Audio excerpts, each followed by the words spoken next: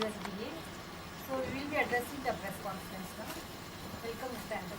Thank you very much. Can everybody hear me all right? Your mic, can I get it? All right. So I've got this microphone here, but are you able to hear me? Yes, All right. I'm going to be a little bit less formal and sit down. That way I don't move around too much. As mentioned, my name is Adam Branson. I'm with the U.S. Department of Agriculture, Foreign Agricultural Service. I'm based out of the Office of Agricultural Affairs in Mumbai with the U.S. Consulate.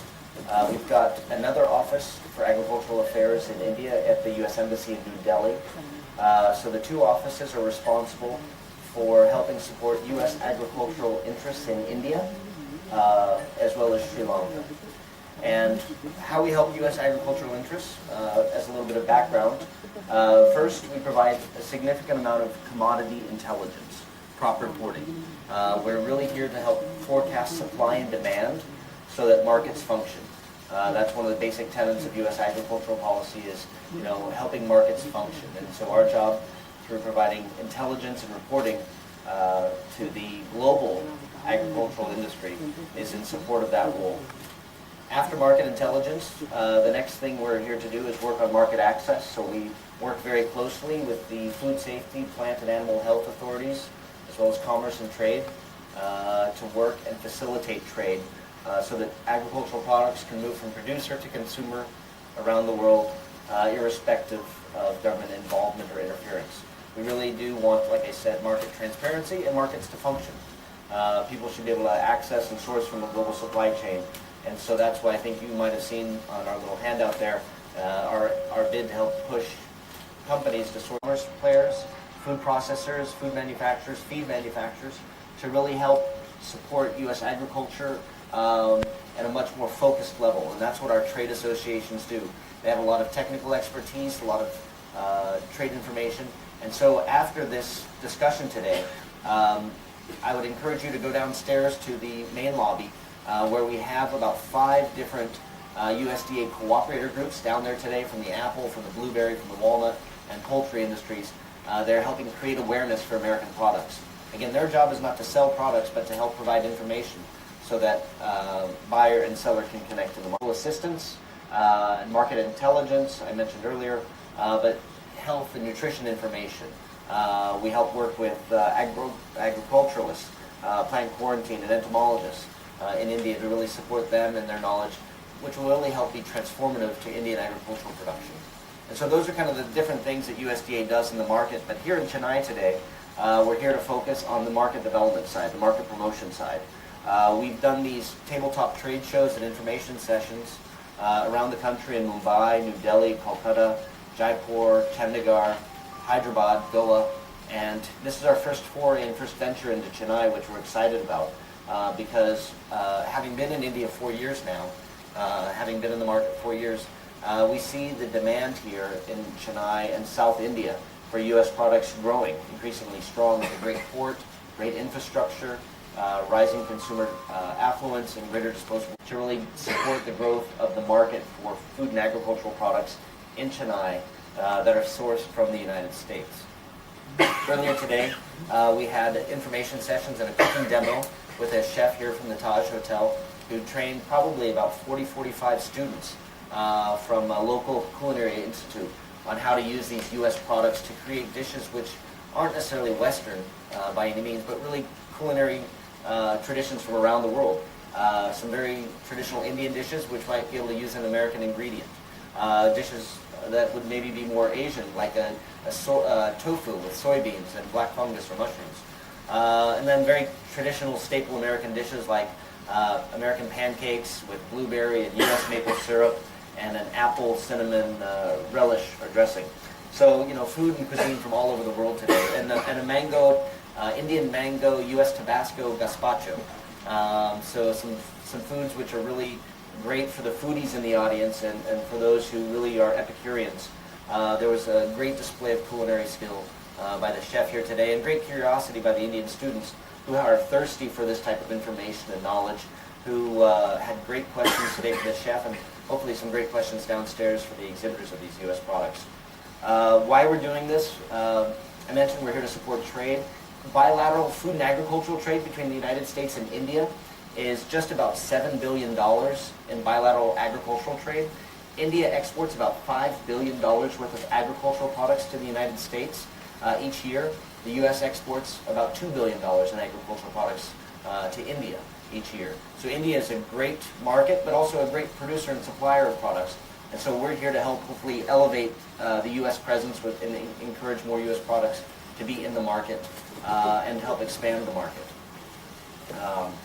So yeah, those are some of the reasons we're here today, is to support trade, support the growth of the Horeca and retail and food processing sector in Chennai and South India, and to hopefully pull our different cooperators together and Indian businesses together to really support the growth of the food and beverage market in the area. These are some of the things we have for us. We're always here to take questions. You'll see some of the photos today on our Twitter handle, which is @USDA India. So I'd encourage some of you to check that out and to post your own questions and thoughts and information on those things. Having our internal cooperator summit. So we're going to get the different members of the U.S. agricultural community together. We've got a great outside speaker from the Madras School of Economics here, who's going to teach us about the commercial and economic landscape of South India. And so we're going to get our own schooling and our own education to find out really what's driving the market here in Chennai and in South India. Because it's a place where we want to spend more time, we want to pay more attention, and it's a place where we think the market and the opportunity is right for U.S. agriculture. Because it is a very global culture, it's very global cuisine and ingredients, and we think there's great potential here. So with that, maybe I'll take a few questions. If anyone in the room has some things for me, I'd love to primarily focus the conversation today on the events that we're doing here to promote food and agricultural trade in South India. Lined up about 5 cooperator groups from the United States, and then about 8 different Indian companies, and then our own table for the U.S. government. So there's about 14 tables downstairs, which is in line with what we've done in other markets. We usually try to get anywhere from 10 to 20, and so this being our first time to really come to Chennai, we're actually quite pleased that we've got about 14 people here exhibiting, and people who believe that there's an interest and an opportunity in the market. And so we're here to help, create the awareness in the retail trade. If consumers come in, that's okay. Our primary audience is not the consumers. We think that last mile is really done best by the people whose hands-on interaction with the consumer is going to take place. But if they come in today, we hopefully have a great message for them as well. Case by case. So this is our first roadshow in Chennai. We did roadshow in Hyderabad, Goa, Jaipur, Chandigarh, Pune, Mumbai, Kolkata. So however many that is, this might be about 7, 8 cities that we've gone into. We're really looking at, some of it's with our offices in Mumbai and New Delhi. They're great. We love them. There's great consumers there in both those cities. But we want to get beyond those top 2 large cities and get into these other, tier 1, tier 2 cities. And things like Washington apples or U.S. apples. They're getting into tier 3 and beyond cities. We'll never be able to do that as the U.S. government. We just don't have the resources or the manpower to get beyond the tier 3 cities. But we think there's great potential for U.S. products in tier 2, tier 3 cities, and really all across India. So that's where we're doing these cities, is we're trying to pick markets that maybe haven't had that much attention paid to them, and to really get people to focus on them. And then after we do a roadshow like this in other cities in the past, we've also done restaurant promotions in Goa and Delhi and Pune. And we've done retail promotions. Last year we did a fantastic pan-India retail promotion with Big Basket on accidents, which are great for consumers and health. And so it's a partnership in health, it's a partnership in commerce, it's a partnership in nutrition. And it's not, like I said, it's not a one-time effort. We're really here to help develop the market and to see what kind of relationship we can develop and grow. And we've had great support today, again, from the hotel here at the Taj, and from our partner in this, who's hired to help bring us on B4, who's been helpful with us in, this is their 3rd time with us after Hyderabad and Jaipur, to help bring us into a market like this. What is the market size? The overall market size in India? In the whole of India, what is the market size? I think the ceiling is unlimited, unboundless. I think, in time. It's really, like I said, right now U.S. exports about $2 billion worth of agricultural products. A lot of that can be things like almonds and apples and dried fruits, cranberries and dried blueberries. But we also have several $100 million of U.S. cotton, which come into India and get spun into yarn, actually in Coimbatore, very close by, and then turned into yarn and then exported again around the world. So it's a growing business in India and helping grow a processing and re-export trade sometimes as well. And sometimes it's filling a gap. We also ship about $200 million worth of U.S. ethanol to India for industrial processes. So that Indian-made ethanol can actually go to maybe higher value things in the potable ethanol industry or even fuel ethanol. And so we can backfill the market. So right now we're exporting about $2 billion. But when I first came to India 4 years ago, it was only $1 billion. So in 4 years, the market's doubled from $1 billion to $2 billion in 4 years. And I think that the curve and that acceleration should just continue. With 1.3 billion plus consumers in India, I think there's significant opportunity which hasn't been tapped yet. The United States can be made anywhere in the world.